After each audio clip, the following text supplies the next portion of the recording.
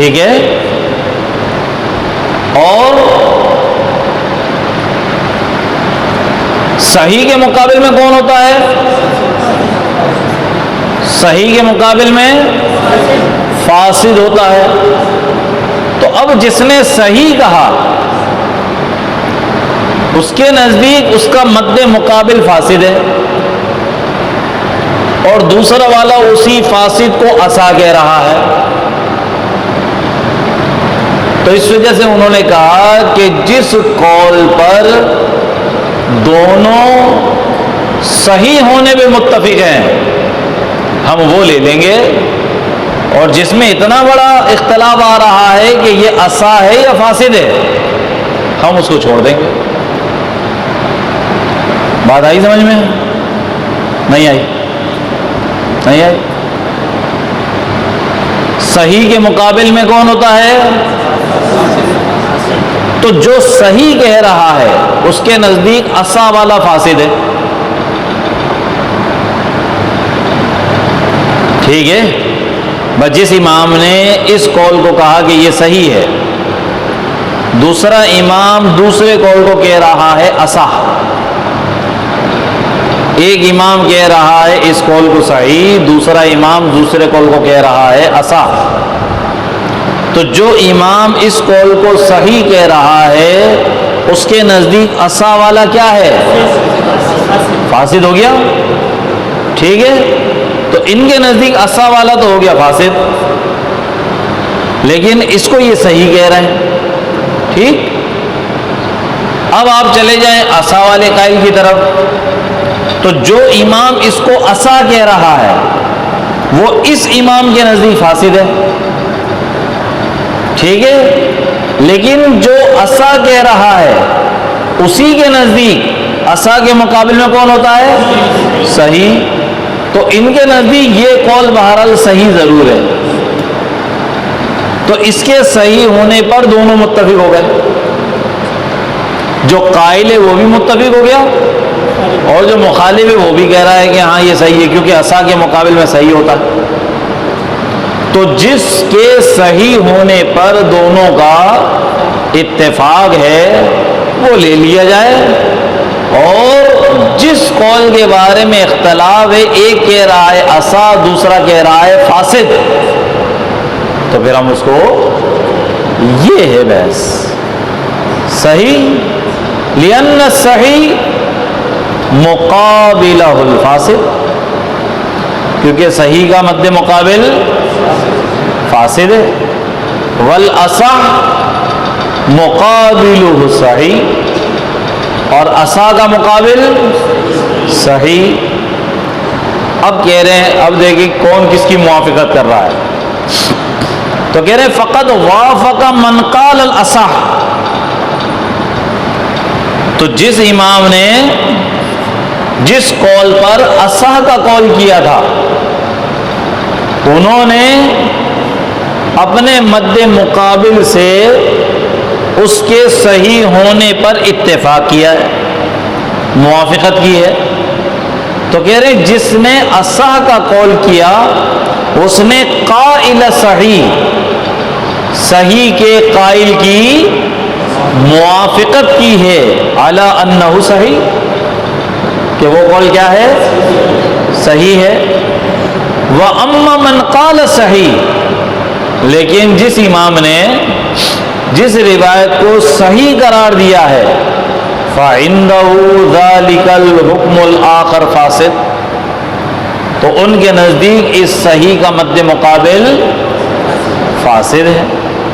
فَالْأَخْذُ بِمَا اتَّفَقَا عَلَىٰ أَنَّهُ صَحِيحٌ أَوْلَىٰ مِنَ الْأَخْذِ بِمَا هُوَ عِنْدَ أَحَدِهِمَا فَاسِدٌ، تو پس وہ قول لینا کہ جس قول کے اوپر دونوں کا اتفاق ہے کہ یہ صحیح ہے، اس کو لینا اولا ہے، بمقابلہ اس قول کو لینے کے کہ جس کے بارے میں ان دونوں میں سے ایک کی رائے یہ ہے کہ وہ فاسد ہے۔ سمجھ آئی؟ وذکر العلامۃ ابن عبد الرزاق فی شرحہ، علی الدر المختار ان المشہور عند الجمہور ان الاصح آکد من الصحیح۔ علامہ ابن عبد الرزاق اپنی شرح در مختار میں فرماتے ہیں کہ بھائی جمہور فقہا کے نزدیک تو مشہور بات یہی ہے کہ اصح جو ہوتا ہے وہ صحیح سے زیادہ موقت ہوتا ہے۔ وہی پہلی والی بات کی طرف چلے گئے، ٹھیک ہے، لیکن سے پہلے استدراک کیا تھا اور پھر جو علامہ شامی نے پہلی بات کی تھی اسی طرف چلے گئے کہ مشہور تو یہی ہے جمہور کے نزدیک۔ وفی شرح البیری، علامہ بیری کی شرح میں ہے کہ قال فی اطراز المذہب ناقلا عن حاشیۃ البزدوی قولہ هو الصحیح یقتضی ان یکون غیرہ غیر صحیح۔ کہہ رہے ہیں کہ اطراز مذہب میں حاشیۃ البزدوی سے نقل کرتے ہوئے ہے کہ ان کا قول ہوا صحیح، یہ تقاضا کرتا ہے کہ اس ہوا صحیح کا جو غیر ہے، جو مد مقابل ہے، وہ کیا ہو؟ وہ غیر صحیح ہو۔ وَلَفْظُ الْأَصَحِّ يَقْتَضِي أَن يَكُونَ غَيْرُهُ صَحِيحًا، اور اصح کا لفظ تقاضا کرتا ہے کہ اس کا غیر صحیح ہو۔ اقول کہتے ہیں اعتراض مذہب والے کہ ينبغي ان يقيد ذلك بالغالب، ہم غالب طور پر اس کے ساتھ اس کو مقید کرتے ہیں کہ اکثر و بیشتر ایسا ہی ہوتا ہے۔ کیوں؟ لأن وجدنا مقابل الأصح الروایت الشاذہ، کیونکہ کبھی کبھی ایسا بھی ہوتا ہے کہ لفظ اصح جو ہوتا ہے وہ روایت شاذہ کے مقابل میں آ جاتا ہے، تو جب اصح کے مقابل میں روایت شاذہ ہوگی تو اس کو صحیح کون مانے گا؟ ٹھیک تو ٹھیک ہے، غالب طور پر تو کہہ سکتے ہیں لیکن قاعدہ کلیہ نہیں بنا سکتے اس کو، لہذا دیکھنا پڑے گا کہ اصح کے مقابل میں جو روایت ہے وہ روایت ظاہر الروایہ ہے یا نہیں ہے، روایت شاذہ ہے کہ نہ ہے، روایت نوادر میں سے ہے یا نہیں۔ کہہ رہے ہیں وفی الدر المختار بعد نقلہ حاصل ما مر، جو کچھ بحث گزر چکی ہے تو اس کے حاصل کلام کو نقل کرنے کے بعد در مختار میں کہ ثم رأیت فی رسالۃ آداب المفتی، آداب مفتین کے رسالے میں وہ فرماتے ہیں کہ میں نے دیکھا اذا زیلت روایت فی کتاب معتمد بالاصح او الاولا او الارفق او نحوها فلہ ان یفتی بها وبمخالفها ایضا این شاء۔ کہہ رہے ہیں کہ جب کسی ایک روایت کے بارے میں مسئلہ اس کی تصحیح هو الاصح سے، هو الاولا سے، هو الارفق سے کی جائے تو اس کا یہ مطلب نہیں ہے کہ اس کا مد مقابل جو ہے وہ فاسد ہی ہے، بلکہ اس کا مطلب ہے کہ اس کا مد مقابل اس میں صحت کا معنی ہے، تو اس وجہ سے مفتی کے لیے جائز ہے کہ وہ اس اصح والی روایت پر بھی فتویٰ دے سکتا ہے اور اس کے مخالف روایت پر بھی فتویٰ دے سکتا ہے، این شاء، جس پر چاہے، حالات اور معاملات کو مد نظر رکھ کر۔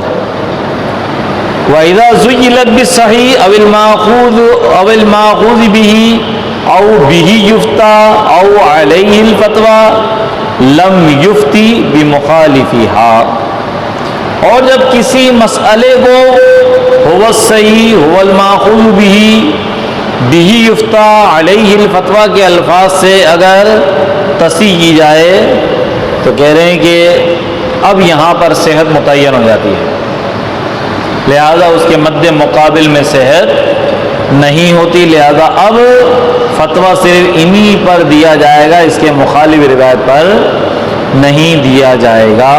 الا اذا کان فی الہدایہ مثلا، مگر یہ کہ جب مسئلہ ہدایہ کے اندر ہو،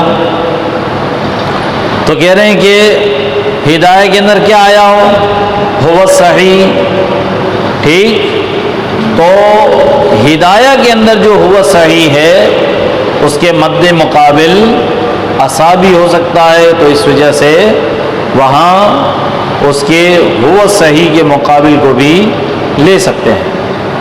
وفی الکافی بمخالفہا ہوا صحیح، اور کافی کے اندر اس کے مخالف پر ہوا صحیح ہو تو کہہ رہے فیخیر، تو پس مفتی کو خیار ہوگا، فیختار الاقوی عندہ، لہذا اس کے نزدیک جو مسئلہ دلیلوں کے اعتبار سے زیادہ مضبوط ہے، نقل کے اعتبار سے جس میں تواتر اور شہرت پائی جا رہی ہے، وہ لیا جائے۔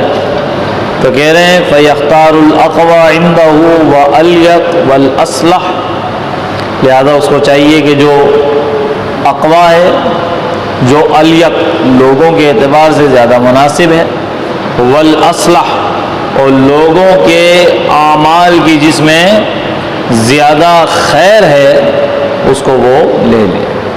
انتہا۔ فلیحفظ، پس چاہیے کہ یاد کر لے۔ انتہا۔